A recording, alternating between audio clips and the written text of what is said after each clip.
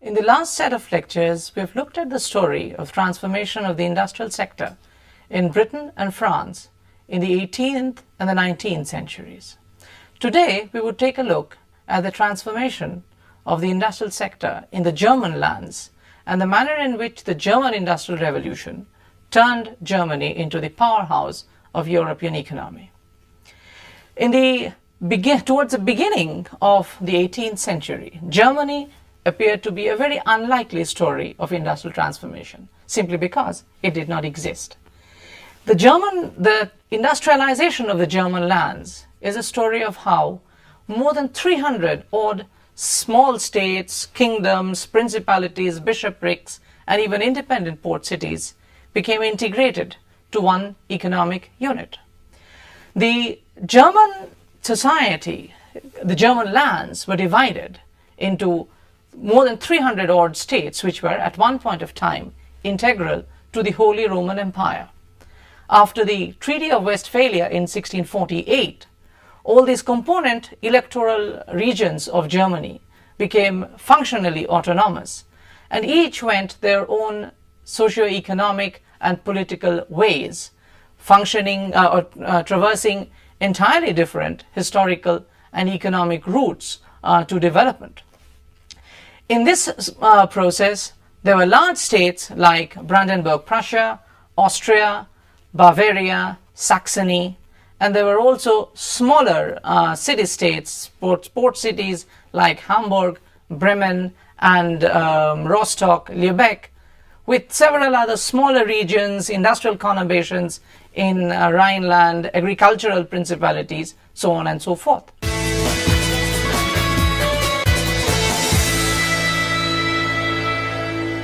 The German economy, as it stood in the 18th century, was inexistent because various different parts of Germany traded with different parts of Europe, basically regions which were adjacent to each other.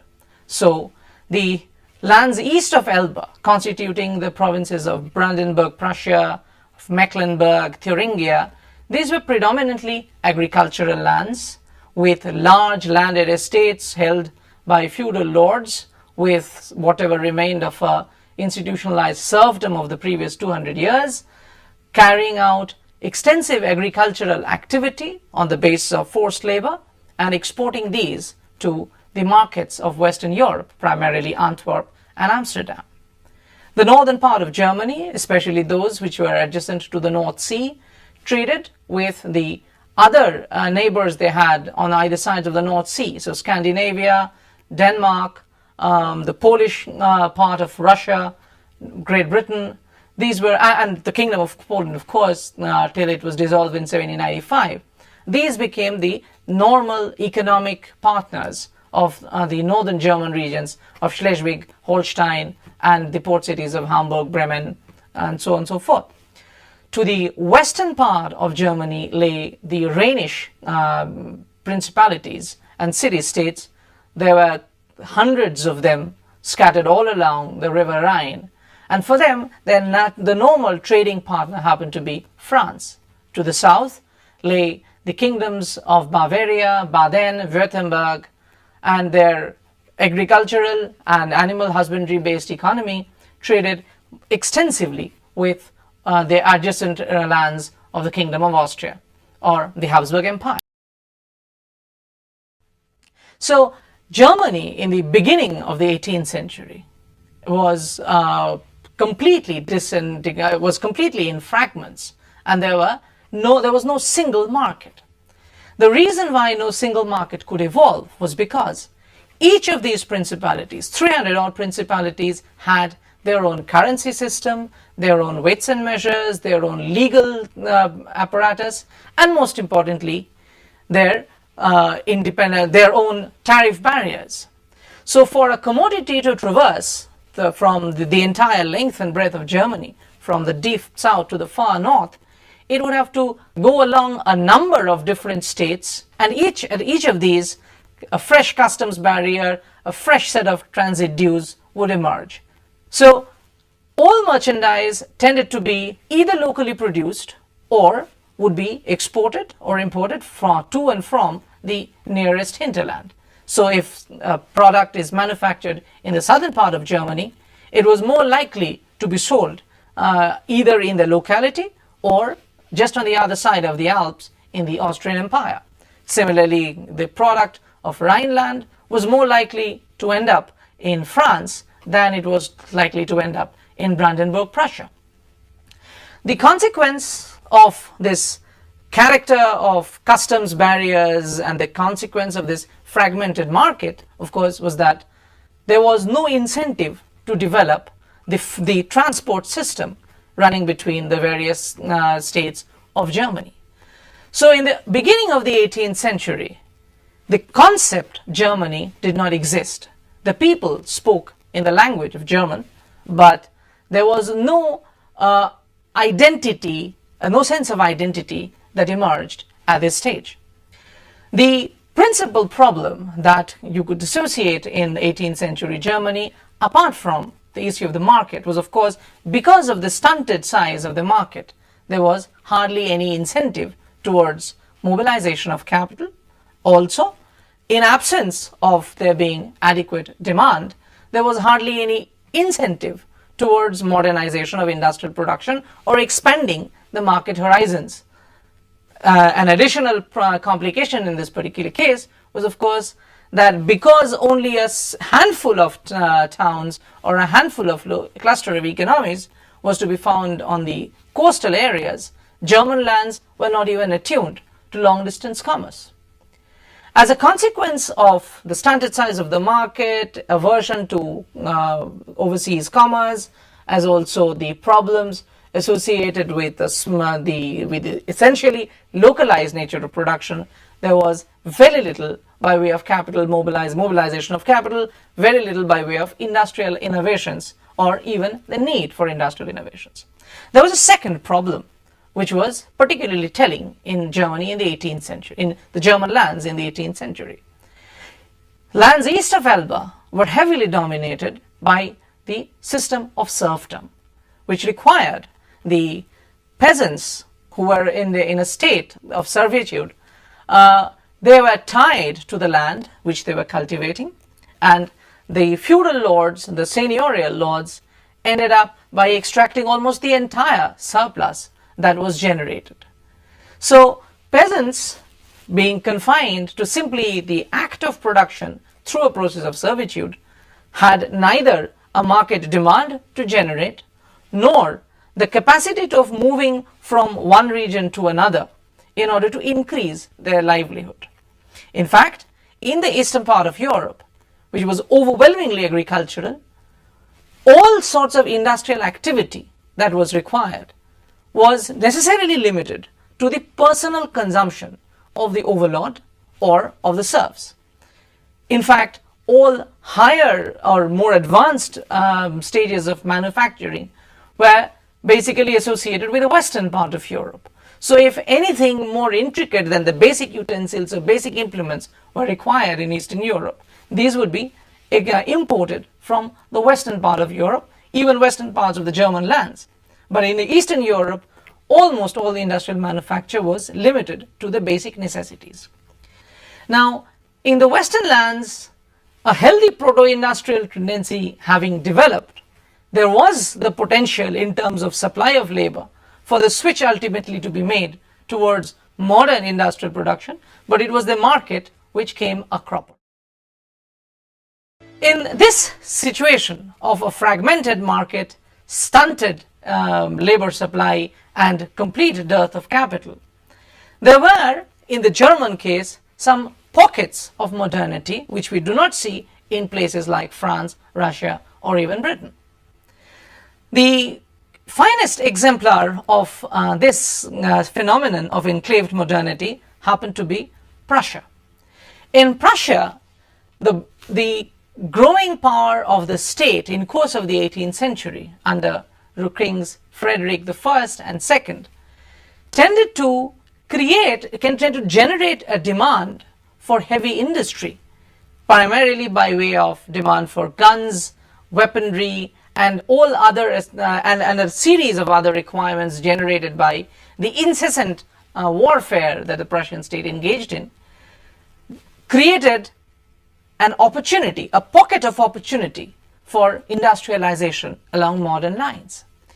In the 1750s, Prussian expansion into the region of Silesia, into the very mineral-rich region of Silesia, was dictated almost entirely by the Prussian state's need for greater access to economic resources such as iron ore and coal. And once Silesia was acquired, in their attempt to mobilize the resources of the region to sort of strengthen the sinews of the Prussian state, the Prussian government gave full support to an organization, to an institution called, to a company called the Malapane Huerta, to develop the first proper modern heavy industry in the European mainland. In 1756, Malapane Huerta brought in a British technician and purchased British technology to start the first coal-powered blast furnace in the continent of Europe. The coal and iron industry of Silesia was very swiftly modernized along the lines that were developed in Britain, along the technological lines that were developed in Britain. And in course of the next few decades, it emerged as the most advanced heavy industrial production unit in the continent of Europe. In Malapane Huerta, the resources, the mineral resources that the region had been in, the Silesian region had been endowed with, was used almost carpe diem to develop an industrial capacity that would support the war-making capacity of the state of Prussia. A secondary demand was also generated by the requirements of the Prussian state. The Prussian state came to have one of the largest standing armies in the continent of Europe at this time. And the army, the uniform that the army required, was almost entirely procured from the cotton textile industry of Silesia. And in order to do this, for the Silesian industry to be able to manufacture all that was required by way of uniforms, special provisions, special arrangements were made by the Prussian state. So weavers from different parts of Germany and different parts of the German lands, as also outside, were given incentives to come and settle down in Silesia. They were given looms, they were given holdings, they were given houses, so that a textile industry could emerge in Silesia almost out of nothing. So both the problem of labor shortage and the problem of market had been resolved in this particular case by the demands generated by the Prussian state and the arrangement made by the Prussian state. The Prussian state went to the extent of extending full protection to Malapane Huerta, the heavy industrial unit of Malapane Huerta, as also the textile industry that was growing up in Silesia. Almost a similar experience one could notice in the Rhineland region to the west of Prussia, in fact, near the western frontier with France. The Rhineland region was a very interesting case because here many small towns, many small industrial towns had emerged, particularly on the basis of proto-industry. The market share, however, never was allowed to expand. So for a very long time, the Rhenish industrial textile, while they were Rhenish textile industry or Rhenish iron industry, while they were producing fairly good quality material, never went beyond their immediate economic hinterland. There is this story that says that for a single product to traverse around 35 kilometers along the roads, along the stretch of the river Rhine, it had to pass to 17 different principalities or states, which basically meant 17 times customs duty would have to be paid. So the prices being pushed up, proto-industrial production required to cater to a very small industry was all that the Rhenish regions had. This thing changed in the 1790s, which is when modernization to an extent began in the region.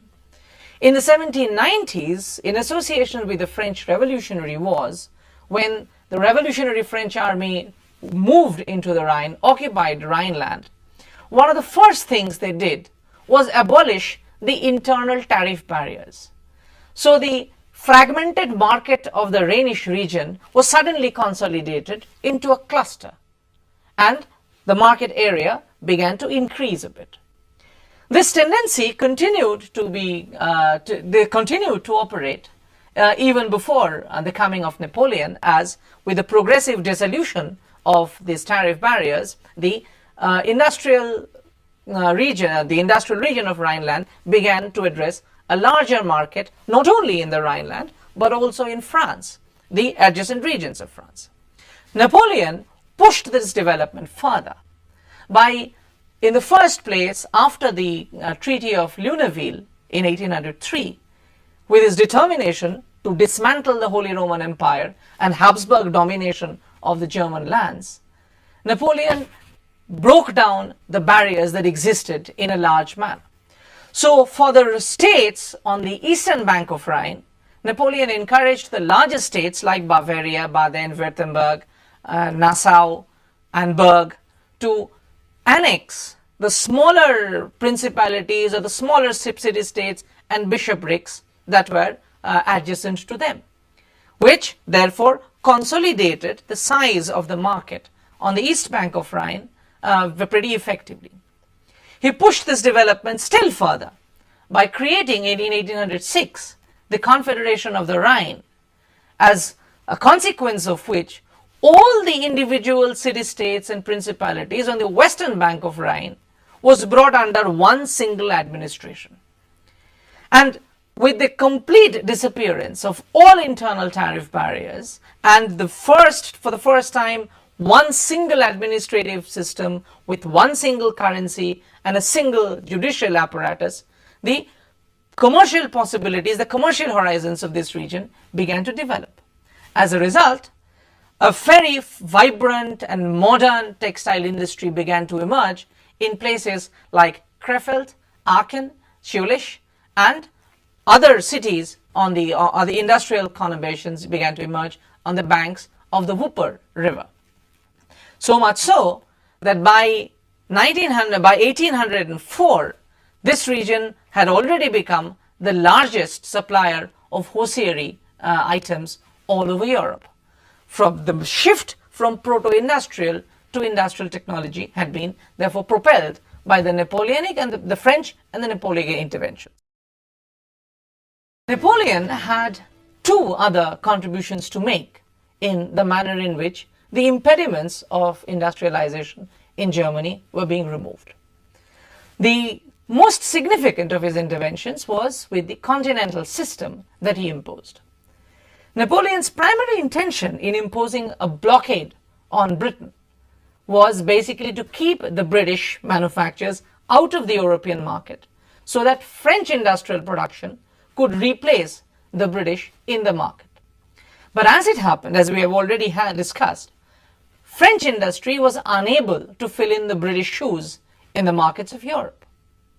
And in this void that was created, in this vacuum that was created, where a demand surplus existed, the German towns of, as we have already mentioned, Krefeld, Jülich, Aachen, and Berg managed to fill in fairly effectively. And from becoming the largest supplier of hosiery items to Europe, the Rhenish textile industry actually blossomed in such a manner that by 1809, they were catering to a huge market of around 30 million consumers in both France and in Germany. By 1811, with the continental system pushing the German products into Spain and Russia, the German textile industry, for a brief period of time, became the largest producer of textile goods on the continent of Europe. Needless to say, once the continental system collapsed, the German industrial boom, textile industry boom, also sort of fizzled out. But one important development that happened was that in order to cater to this growing size of the market, the Germans had begun to import industrial technology from Britain. This import of industrial technology, needless to say, was hampered by the continental system itself, because once you stop importing things from Britain, you cannot import British technology either.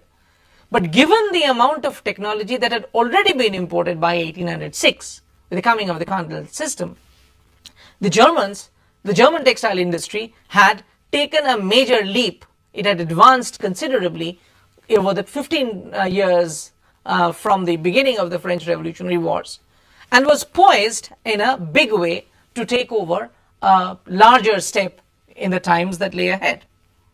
A second impact that Napoleon had on the German case was the manner in which the structural reforms that were instituted in Rhineland automatically required their replication elsewhere.